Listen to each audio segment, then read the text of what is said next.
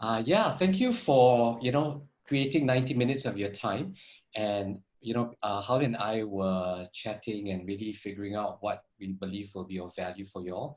So we really hope that by the end of the 90 minutes, we have a great discussion. It's going to be interactive, but also that you get value that you can actually try and experiment with the teams that you have. So some takeaways that you all can actually implement after the webinar. So, a brief introduction of myself. My why is to create a safe space so that people can be their potential.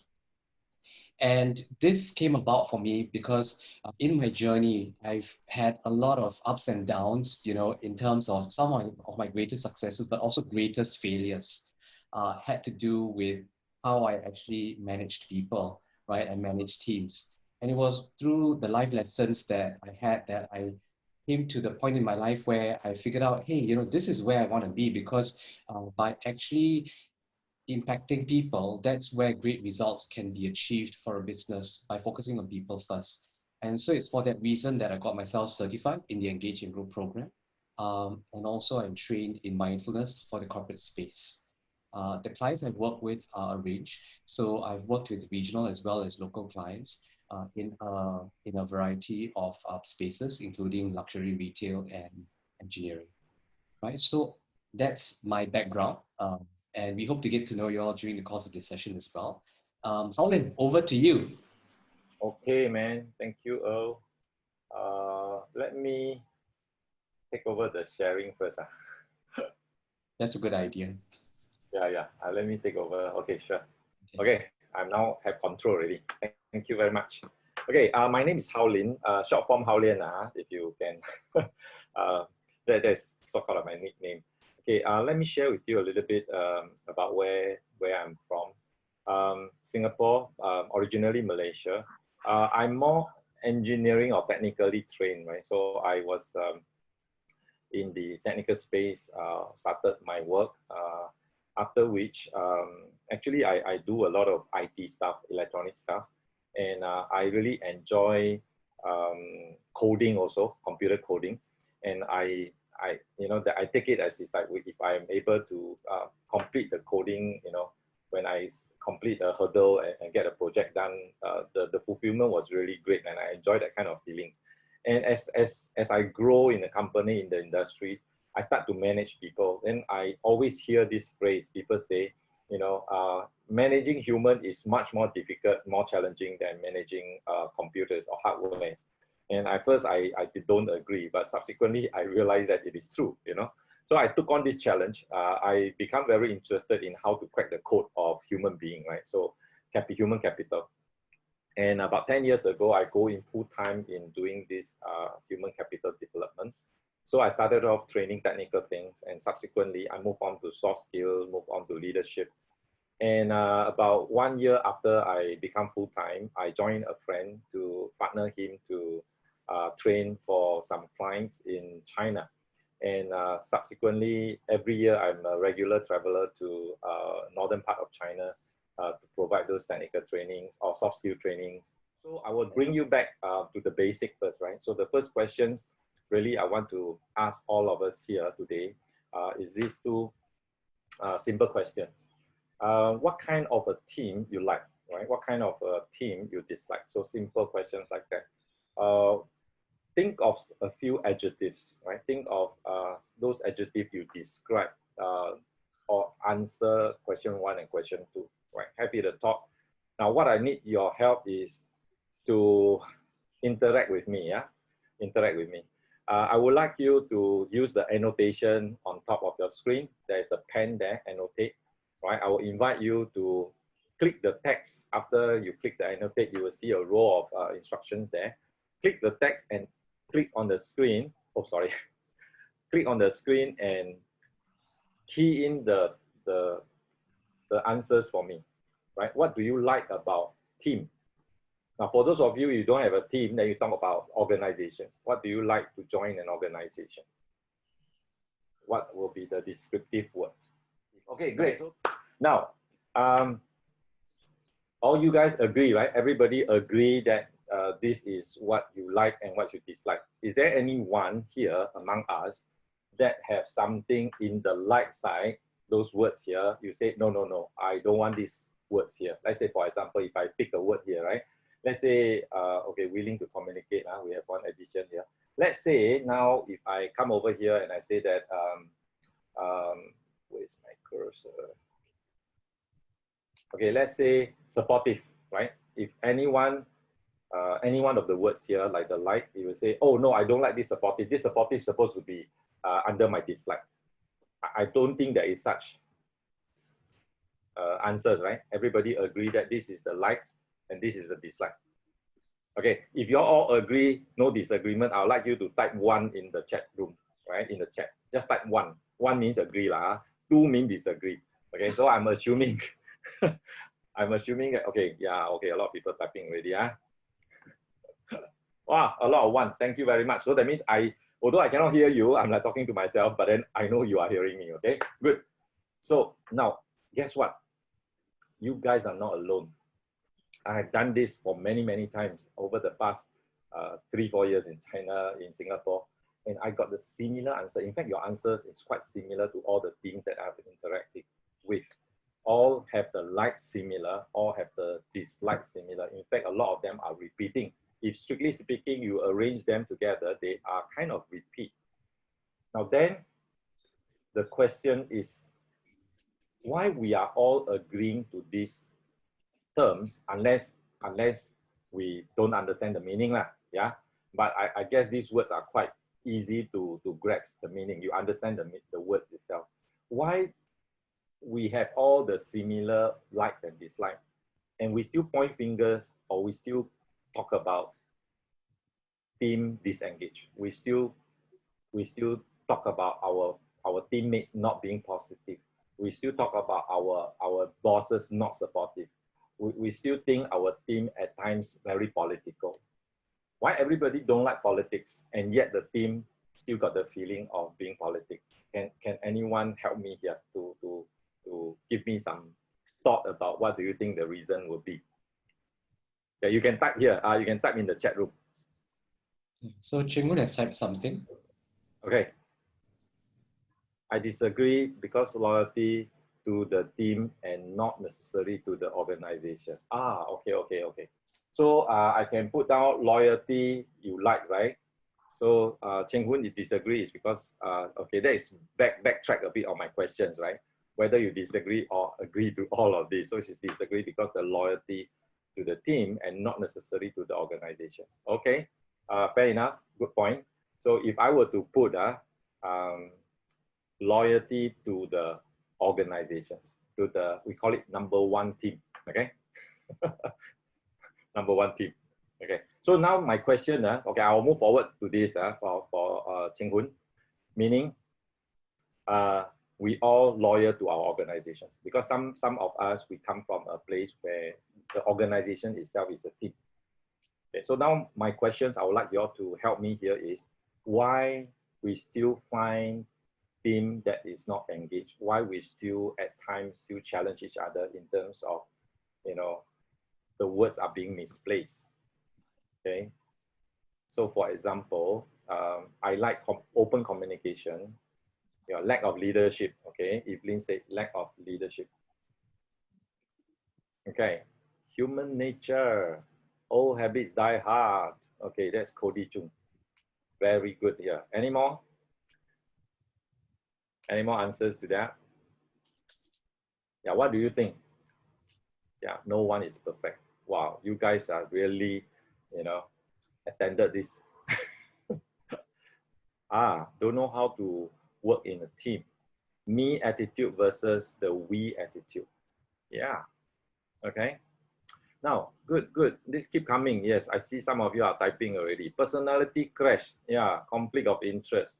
Yeah, this morning I was talking to a friend, you know, so we are talking about, you know, your zodiac, whether you can match me or not. Can we work together or not? So some of these become probably potential factors, yeah. Conflict of interest. Okay. Thanks. Okay, great. So I want to show you the answers, right? So the answers really have been answered by Cody just now. Okay, the answer really is, teams are formed by people who have weakness of human nature. So I refer that, or rather the author for this particular concept, refer that to as a weakness of human nature. So we have many types of human nature. So one of this really referring to is the weakness of it. And when these human natures put together to form a team, so the team will inherit these natural imperfections. Okay. Now, why we want to bring this out? Why need to bring this out? The important point here is you need to get the team, the whole team, including the boss, the leaders, to acknowledge that no one is perfect here. If I acknowledge that, yes, I have my weakness of human natures and everybody agrees on that, we will be on a starting point to really work towards having a better team. Okay. Now, having or work together as a team is really not by force. It's actually a choice, right? You can walk out of a team if you don't like, right? So it's actually working together as a team. To put together is by choice. Yeah. So another thing we can describe, or rather to look into the human nature of imperfections, this area is by this concept of 5 dysfunction of a team by the author Patrick Lencioni. He developed a few, or he written a few books, and then he's in the space of this. So let me share with you where does this come from, right? So what they say, what Patrick mentioned is in the team itself, right? For this natural imperfection, the first level of these issues, or we call it the dysfunctions, is really the trust. Without the trust around, right? So what we're going to do is we'll start to safeguard ourselves. The result, we call it invulnerable. Now, we are actually in natural self to have this type of feelings, right? So we don't really easily trust people. Later, I'll then talk about trust, okay? So without this trust, what will happen? With this invulnerable mindset, what will happen? We will tend not to have conflict, right? We will tend to behave in a way that we spend time crafting our words in our mind before we say it. We will spend time drafting our email before we send out, right? So the time spending in doing actual work and doing crafting all this is not in proportions. Okay, so today we're going to talk about trust, right? We're going to share with you, based on this concept or this model, right? The base structures is very important. We'll talk about trust. Okay, you have each other. Yeah, what else do you see? Have each other's back. Yes, very good. Anything else see here? Common enemy. Yes. Okay, common goal. Yes. Okay, if I will just ask you to focus on the trust itself, in terms of trusting each other over here, what else do you see? Okay. Jean had it, right? So we have each other, we have each other's back. Right? Now, another thing I read from this diagram is, regardless of how macho, yes, unity, regardless of how macho each individual, or how good each individual here is or are, they have weaknesses. Every one of them have some weak point. They have their blind spot, right? So in a team-based trust, what we're looking at is team members willingly, or rather able to hand over their blind spot to their team members, right? So yes, unite to win the battle. So they are really focused in terms of getting to the targets. And they also know they have weakness, which their team members will help to cover them. Now, this is the part where we say, yes, team-based trust is an area that we can build. And when we talk about team-based trust, right, the next thing is what kind of trust we are talking about. Now in here, I went to quite a number of seminars. I hear these questions very often. People ask how to build trust. Sometimes I hear very good answers, sometimes I don't. Right now, most people think about trust, they think about this thing we call predictability-based trust. This is the type of trust that you spend 5 years, 10 years with each other, and you know each other will do or will not do something. can do or cannot do something, right? This is the type of trust called predictability-based trust. This is good. This is really helpful in a team environment. However, one setback. Most teams don't have the time and the luxuries to spend 5-10 years together. Most team members probably do not want to spend so much time together. So predictability-based trust will not 100% cover the trust needs of your team. So the next one really we want to look into is something we call vulnerability-based trust. So in team-based trust, this is a part where as a supervisor, as a leader, we can quickly build to the team. So today, when we are talking about some of the activity here, we are looking into building both of these, but majority will be focused on how can you be vulnerable. Thanks, Alvin. Thank you. So maybe, before we move into the activities itself, just a few points that I'd like to bring forward into this segment that was mentioned earlier. So when we talk about vulnerability trust, we need to acknowledge the society as well as the corporate structures that we are part of now. I think the first thing a lot of us realize is that this big word, agile organizations, the fact that we need to be quick-footed, right, leans into the point that that also requires a level of trust. If you need to be fast and you need to be able to work with different people who you may not have been working with over a period of time, how do you then quickly uh, align and build trust with one another? So the fact that we live in a world where it's a more complex organization, it needs to be a more agile organization, um, something I thought, should be highlighted. And the second also is that for a lot of us, the reality is that we don't work with functional teams alone anymore. A lot of the work that we need to do requires us to work across functional teams. So it's about breaking down the silos and being able to work across functional teams towards project outcomes that actually depends on how different departments are collaborating to achieve a common objective, not just a department objective, right? So with that background in mind, and in the context of predictability-based trust and vulnerability-based trust, time is also sometimes an essence or the essence when it comes to people like you who are either business leaders or who need to bring your team along relatively quickly along a journey. So with that, what we're going to be doing is that we're going to be focused on three areas in terms of what and how you can actually look at fostering trust, right? And the first really is creating a culture of open communication. So it's interesting. In the earlier exercise that you all had, there were a few of you who wrote things around communication and open communication. And will be one of the first things that we're going to be doing as an activity is actually how do you start the journey in terms of creating a culture of open communication? The second is that once there is an understanding that this is the way we want to work, right? Where open communication is part and parcel of how we interact. Then we also look at, hey, what about building meaningful connections? What is it that's going to be able to bring the team to another level so that they can actually work together at a different level altogether? And the last, which is harnessing collective strength.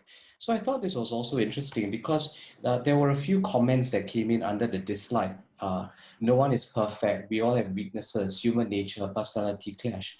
So what are some of the tricks that you can use to actually look at strength, right? But also recognizing we're all humans. So with that, I'm going to move into open communication. And there are three spaces we are looking at in this area. The first really is that in order to build a culture of open communication, there are three spaces that you want to consider. First is defining your culture, right? What is the sort of team culture? Let's put aside organization for now, right?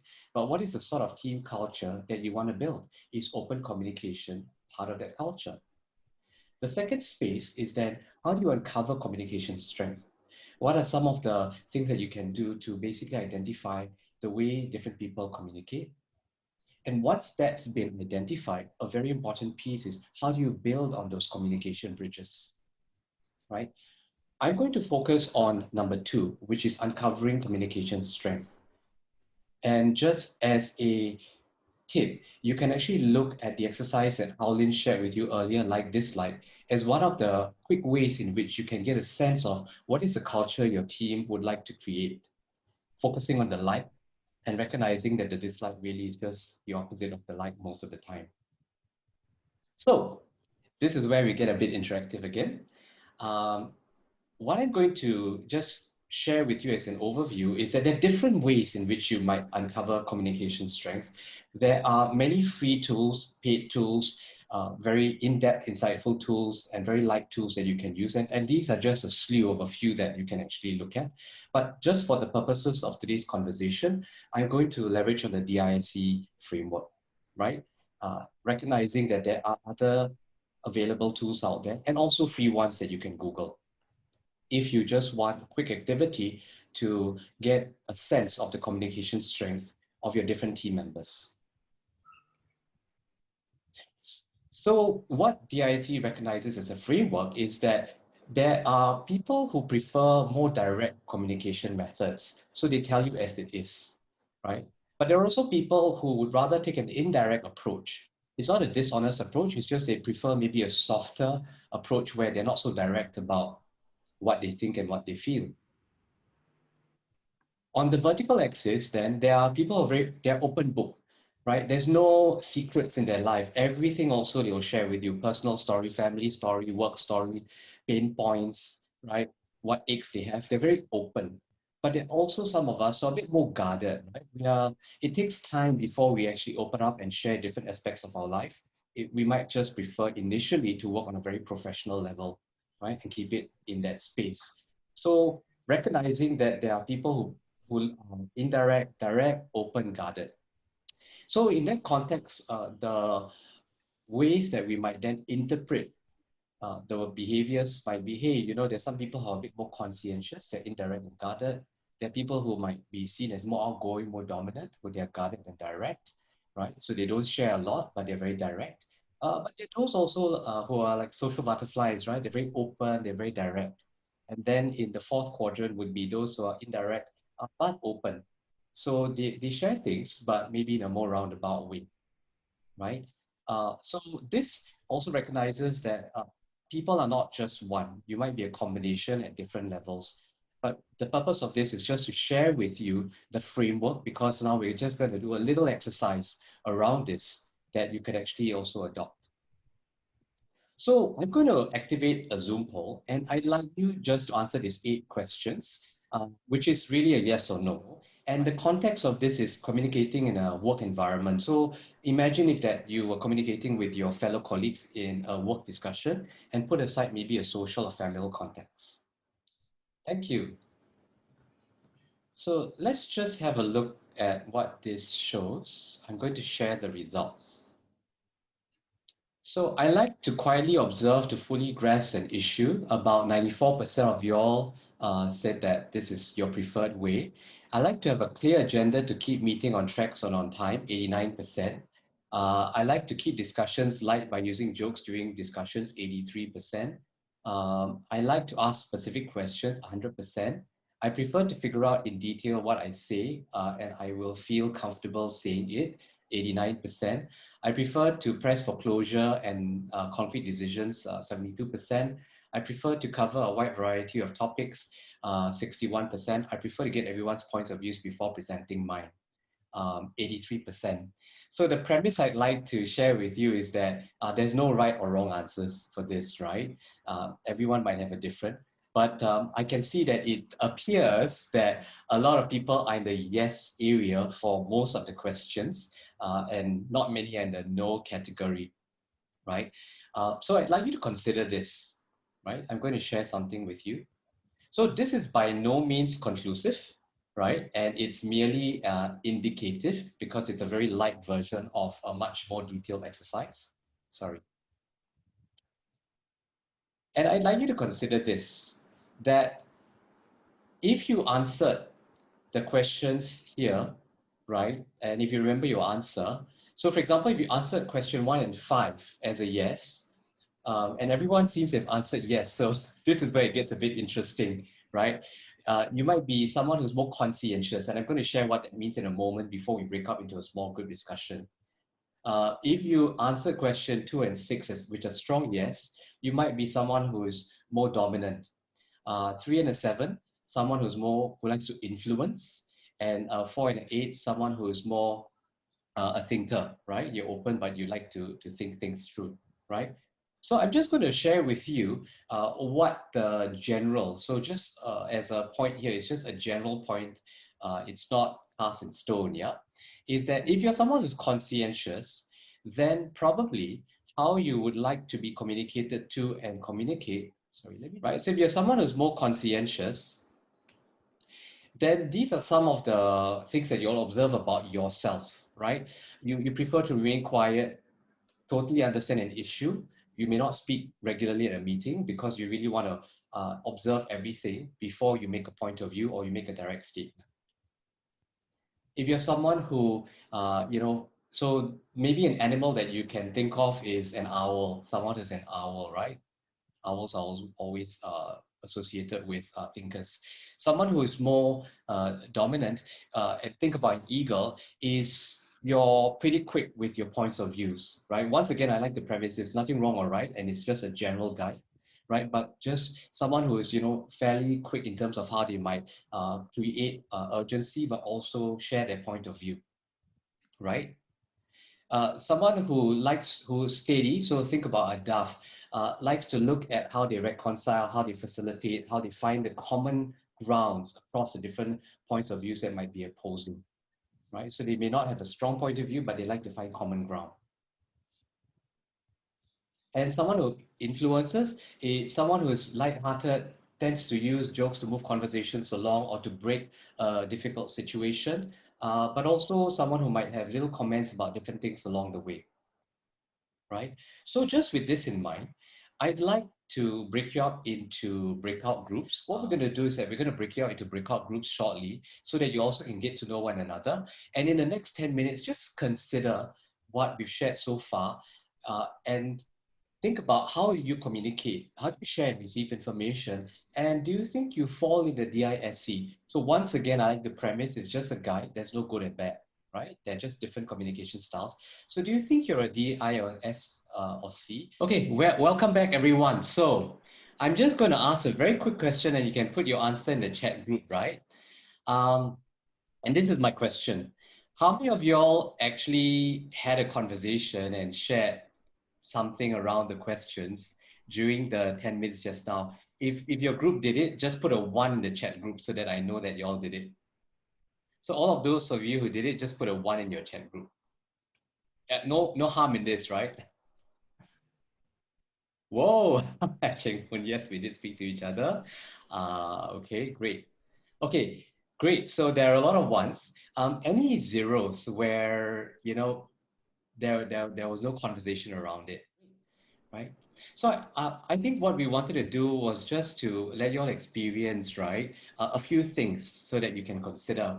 And the first is building that connection, right, takes courage for the person to take the first step. So most of you are strangers to one another, right? And for those of you who did it, great, right? Really, really great.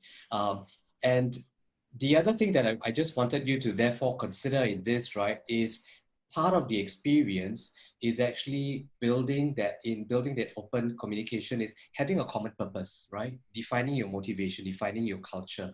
What is it that you really want to achieve by having open communication based on everything you wrote earlier about what you like and dislike, right?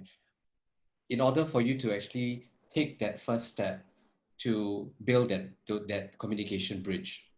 So something I wanted to share with you, therefore, is that what you may have noticed if you did have that conversation is that people may have different styles in sharing or receiving information, right? How many of y'all in the room had exactly the same style you felt? If you all shared, maybe for those of you who felt that you all had exactly the same style, put a 1. For those of you who felt that, hey, there were some differences, right? Put a 0. So one thing, that's a good question. What is good and bad culture? We'll take it at the Q&A segment. Conversation was quick, difficult to conclude. Great, right? So it's just a teaser, absolutely. right? So these are the activities we're just sharing with you, but when you actually choose to do it, you do need to allocate enough time for it to happen. Absolutely. So a few more zeros than there are ones. So just recognizing that, hey, you know, to the point that you all made earlier, no one is perfect. We all have weakness, human nature, personality. Maybe we're just different and we prefer to communicate differently, right? No good or bad. And the other one is to acknowledge and respect that these differences, you need to keep this in mind and remember your motivation for being together as a team. So before I hand off to Howlin, what I'd like to just ask you is that do you know your team members' communication style? How many of y'all can confidently say that you know for a fact what their communication style is? And if you don't, is this an activity that you might consider doing to start building those bridges? Howlin? Okay, okay, thanks, Earl. Now, thank you for those who participate, and even zero, right, is a good experience. Like Earl mentioned just now, right, you guys are new to each other, so it's okay for you not to talk, okay for you to say, okay, I just want to sit here and listen to what there is. Now, if you are going to do this to your team, you're going to walk away from this seminar 2 hours or 1.5 hours here, after which you think you want to apply something to your organizations or practice something. You need to, like Earl mentioned just now, right, bring out your courage. In fact, to build a team is not a rocket science. There is no new things, new theories that exist. You know, it's all has been around. But there are 3 ingredients really you need to have. Right. First thing first, you need to have your commitment. Okay. Today, you guys are here in this afternoon. I will take it that you guys have the commitment already, that you are already here with us, so committed to wanted to build a team. Now, second thing you need to have is really about your courage. You need to take out your courage and say, okay, I'm going to just do this. Okay. And third thing you need to know is really about the know-how, right? How do you go about massaging the event? Okay. So next segment, I'm going to invite you really this time around, since you're going to go back to the room with the same group of people again. If you didn't talk just now, I would like you to talk. If you already talked just now, I want you to talk more. Okay. Now this time is to bring out your courage. Okay. I'm going to share with you my story. So this is the know-how, right? How do you build meaningful connections? Okay, so I'm going to share with you one of my personal story. I have many stories. So this is about me in 1980. Okay, so after this, I'm going to invite you to go into a room and share your stories. So in between, I'll share with you some of the tips, some of the tricks, so that you can make sure your team will be able to do something like that. Okay, so this is the story I want to share with you. I go it a bit faster because I want you guys to share your own stories. Okay, so next 10 minutes, I'm going to invite you to bring out your courage. You will go back to your same room again. And I would like you to each take about 2 to 3 minutes to quickly share one of the stories. Okay, good. Okay, now, okay, just now you share your stories. Now, meaningful connections, right? Actually, some people ask me, because today is really to share this and pass on to you. What's next, right? So, in fact, you don't stop there, because after one round, right, you can create a second round after a while, maybe per quarter, per month. The topic can change. Now, what you're going to dwell into is really about the vulnerability. So the second kind of topics could be a challenge in their life. The third one could be a challenge in their past careers, you know, things like that. So when people share more and being more vulnerable, right, you will kind of get the feeling to say that, oh, you're human too, you know, oh, I know you, oh, now you behave this way is because of that, you know.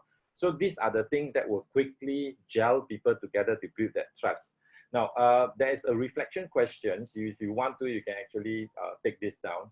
After a sharing session or story sharing sessions, right, normally we will ask these 2 questions.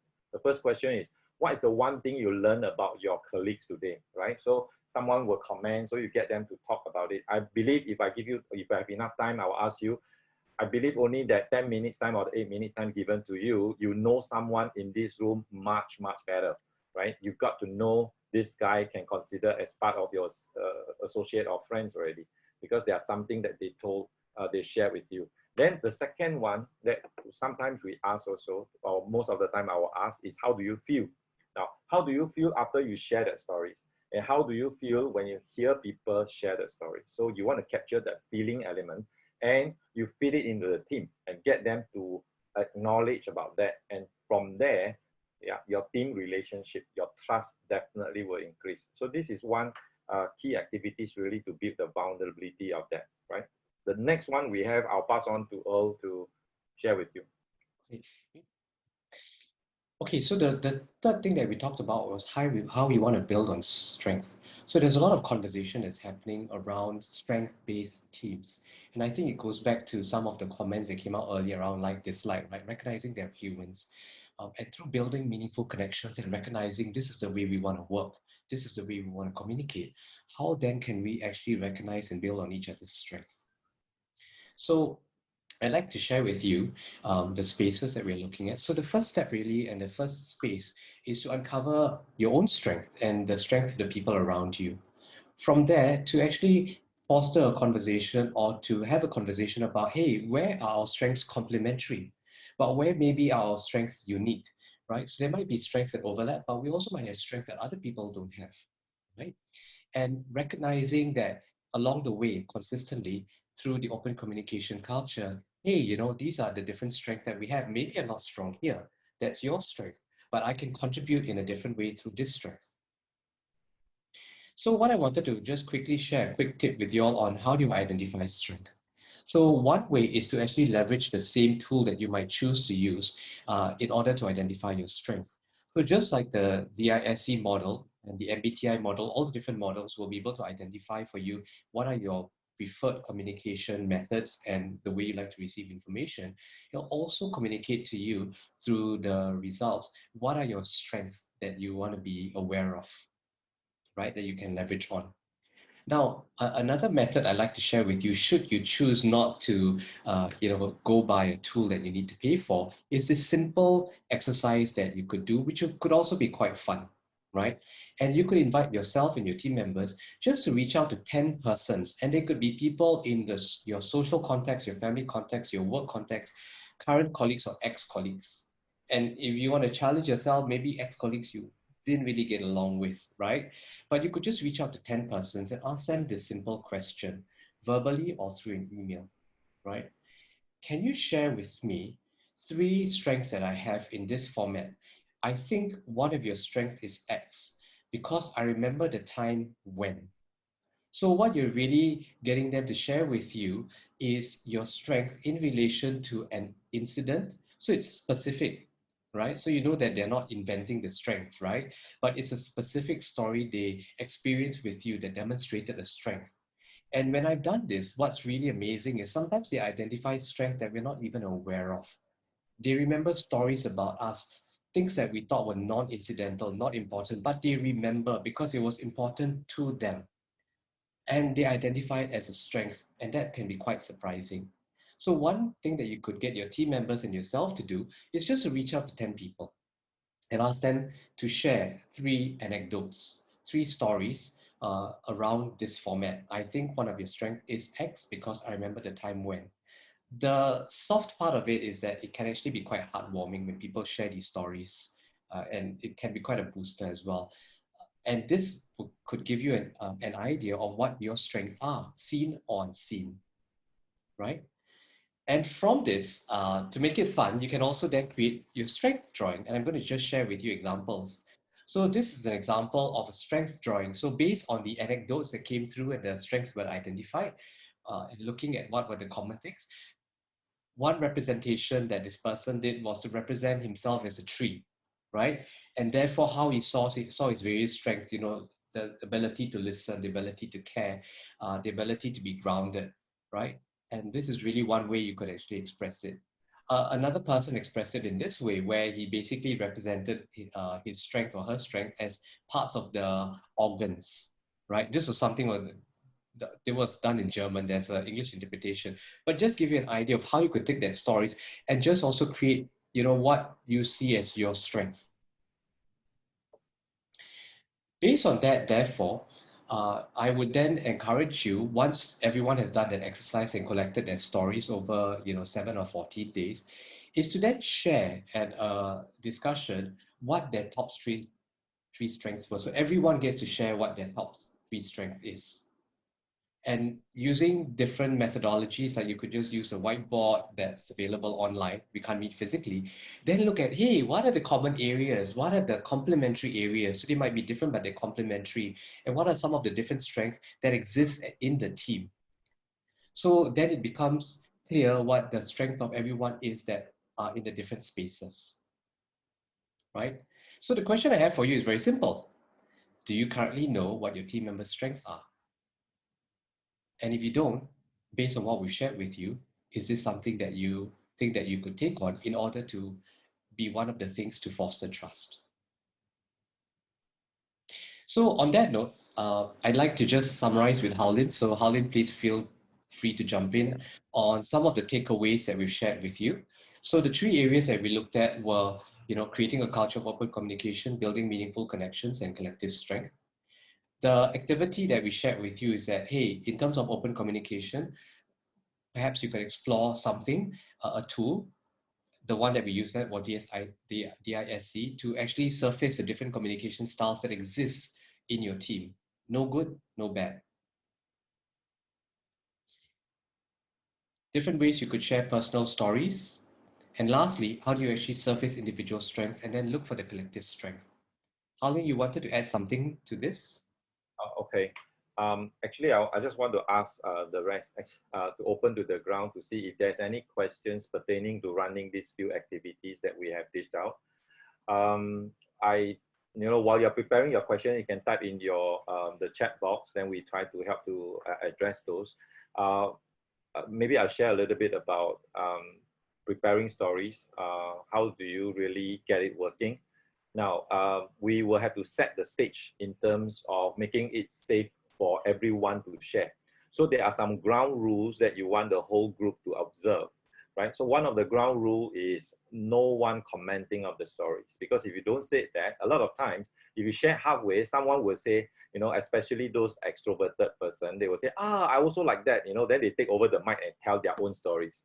So these are the things that we will strictly follow to make sure that everybody given the time to share their own story. So you will find that those introvert person, after they share, suddenly they feel very relaxed. They feel very glad that they are like part of the team. Yeah, so you need to do that. Second thing is body language observation. So you need to make sure that they are sitting proper, leaning forward, not like giving that kind of negative kind of body language. Yeah. Okay. The first thing is try. Pick something and just try and see how that unfolds. So just take on a prototyping mindset in that sense. But also, I think what was important to share with you all before we share with you the giveaway is that this is a journey. It's a program. It's not a one-off.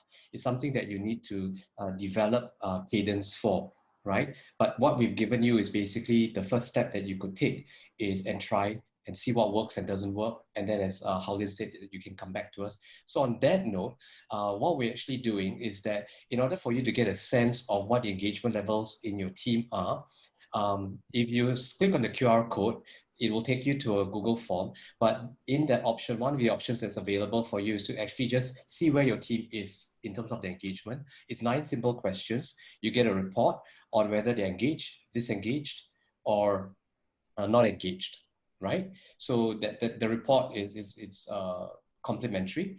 Alternatively, some of you can book a discovery call. So that's where we can go into a bit more detail to see whether or not it's something that you want to get support on. Yeah. So and open it up to questions now. Adeline Ang, if trust is missing, so there was a question from Adeline.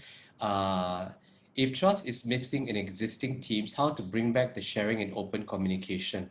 So this is a great question, Adeline, and maybe Harlin, do feel free to jump in as well. So what if the team is already in existence and it just so happens that over a period of time, there's been an erosion of trust, right? So Adeline, I'm not sure if you're the business leader or the team leader, but if you're someone who is actually, so there might be different perspectives depending on whether you are actually the person who is responsible for the team. One thing that you could consider when you are actually looking at this is the exercise that Paulin identified. And I think part of building vulnerable trust, right, is recognizing that there is something wrong in the team.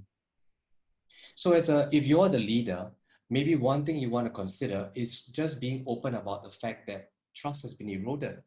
But what is your commitment and what is your motivation in actually addressing that issue rather than pretending that that issue doesn't exist?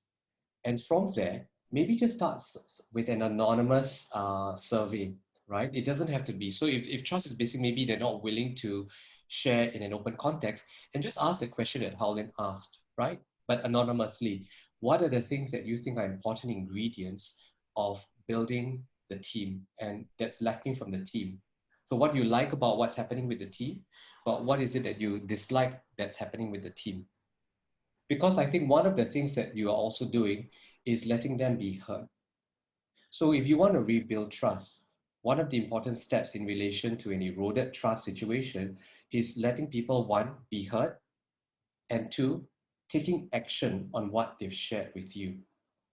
Because the worst thing that you can do is hear but not hear, right? So if you're the business leader, perhaps you could consider that. Now, if you're a team member, then it's a little bit more uh, challenging because you may not be able to initiate the discussion. But then the question for you then is that what is your relationship now with the manager? Might you be able to influence something? Because I think one of the things that we're recognizing is the ego and status, right? If the manager is not recognizing that there's been erosion of trust, the last thing you want to do is to confront that manager and say, hey, we need to do this because it's an issue of ego and status that you're dealing with. So, but if you can actually whisper into the leaders here, is this something that you can explore, right? Where if you're in a position to influence, how can you actually influence so that he moves along that way or she moves along that way to start acknowledging and then taking the first step? Harlene, is that something you'd like to add on to Okay. that question? In fact, this is quite a common question. Just last week when I was doing a team coaching workshop with multinational companies, and there's this question asked by HR after the session, right? So they come to me and say, in my company, I have these very senior people, it's totally disengaged. How do I, get them back? So there is this issue about distrust, about the HR effort to go and get them. So this is one type of scenarios. Now, ultimately, I think for leaders, for individuals, when you're in company, we need to recognize the fact that we are all here get together in a team is a choice, as in what is our common goal, right? So if I'm able to do the communications, open communications, put on the table to say my goal is to get the team to this place whereby I can have this and this and this. So what about your goals? So if everybody recognize our common goals, then we go direct into the conversation to say that, okay, so now you're not happy about certain things. How can we bring it up? So the communication will come into play. Subsequently, you have to support it with those trust building activities. Okay. Why I say the communication had to come in first, because you need to get the person to acknowledge that there's such a problem. Then they want to face and look at the problems. Because if the person are not willing at all to come in, whatever activities you're going to do is going to be put into waste. So get them acknowledge this thing. That's why when we do workshop, right, because as a third party, that's very easy because I handle directors, senior directors when they get in, because nobody dare to tell the bosses or tell some of the senior people about this is your issue. So what we do is in the workshops, we will explain about the team, right? So after that, we will get them to acknowledge. So I will say, can your hands up if you are willing to contribute and come and work together as a team? So I'll force them to really, psychology subconsciously to say, yes, I'm going to go in. Okay, good. Since you agree to go in, right? So stage by stage, we're going to make them feel safe to start to open up and share. So we create the environment for them to feel and be safe. So whatever they comment, right, the other party will have rules to set them to say, okay, I hear this, so I will rephrase it. This is what you mean. So the communication will take place. Yeah. So activity will come in and make sure that this trust can be continuously built. Now, one thing I sorry, I have to add on here is building trust or building a cohesive team or engaged team is really like maintaining a marriage. It's a long process. It's a journey. It's not a one-off, right? So I like this ENG program is because in the program itself, right, the team members will learn how to run this after like 6-7 sessions. You have people put in place to really look at how to run this kind of workshops, and you can carry it on for yourself. Yeah, so it's not really like, oh, you know, after I gone, you don't know what to do, but it is a continuation process. You can take it to the next level. Yeah. So I hope we answered that. I think there's another question just now. One thing asked, what is a good and a bad culture? Okay, I don't go into the technical as in like, you know, some theoretical definition of that. To me, simply is that if you have a corporate cultures whereby you look forward to go to the workplace, go into that group, I think it's a good culture. If there's a workplace where you hate to go there, every day you drag yourself there, I think that culture deserves some attention. Okay, so that's my take about good and bad culture. Because ultimately, what do we work for? We not only want to work for money, but we want to work for health, work for happiness, work for that kind of things that you look for that money can't buy, right? So if a culture is not able to bring you that, the culture deserves some attention to work on. And everybody need to contribute, regardless of whether you are team members, you are team leaders, you know, you have a share, a part to play there. Yeah, absolutely. So Nirosha, you asked a question, how can we relate the topic discussed to the pandemic situation in the country and the world? Because the topic says to foster in spite of. So let me build that bridge for you. That's a great question. So I think one of the things we are recognizing with the whole pandemic, with the whole COVID-19, is that people are getting fatigued. Right? So when we first started, the reports that were coming out, oh, people like working from home, people are more engaged, people are communicating, and that's great in the short term. The question that business leaders and team leaders now have is that how is this going to be sustainable? How does this become part of a culture that's sustainable? So the over communication, a few of my clients talk about the fact that when they first started, the back-to-back meetings were great because they didn't have to worry about travel time, right? So they basically said, wow, that's fantastic because we get more done because we don't have to worry about traveling between meetings, so on and so forth. But the question that is arising now in all this situation, including when HBL comes along or when your children are at home, right? You're not just a mother or a father, you're not just a colleague, you're also a mother or a father or a son or a daughter, when you're working from home. There are other obligations that then get mixed up. So the question is sustainability. And the question, therefore, is that do you build an open communication culture where people also bring into the forefront the challenges that they're facing in this arena? So as a business leader, as a team leader, how plugged in are you also to the personal struggles that people might be having that could be impacting their work, that could be impacting their contribution, that could be impacting their sense of well-being and mental health? How are you actually allowing those conversations to occur so that you can actually do something about it? And part of it is having a culture of open communication. Part of it is that how you're building that relationship through meaningful connections. How you then getting the team members to come together as a team in terms of collecting strength, among other things, right? So it's about sustainability and long term. And leading out of that also is that defining the new normal, defining what is the new culture, especially when we work in a virtual environment where you can't just go over and have a water cooler conversation. How do you build that connection? Through the use of technology. And some people have figured it out, some people haven't, right? Through informal channels, not just formal channels, not just email, but also WhatsApp. But once again, coming to over communication and sustainability. So some of the things that we shared with you are about the building blocks towards defining and building for yourself and rebuilding trust where trust has been lost. And of course, it's a much bigger conversation. So happy for us to have a discovery call conversation and we can dig in deeper. Yeah, thank you. Thank you for your time. Really a bit overshot, but then I think I no hope you got sound, but value. yes. Thanks, everyone. Thank you for making the commitment to your team members. Yes, thank you very much.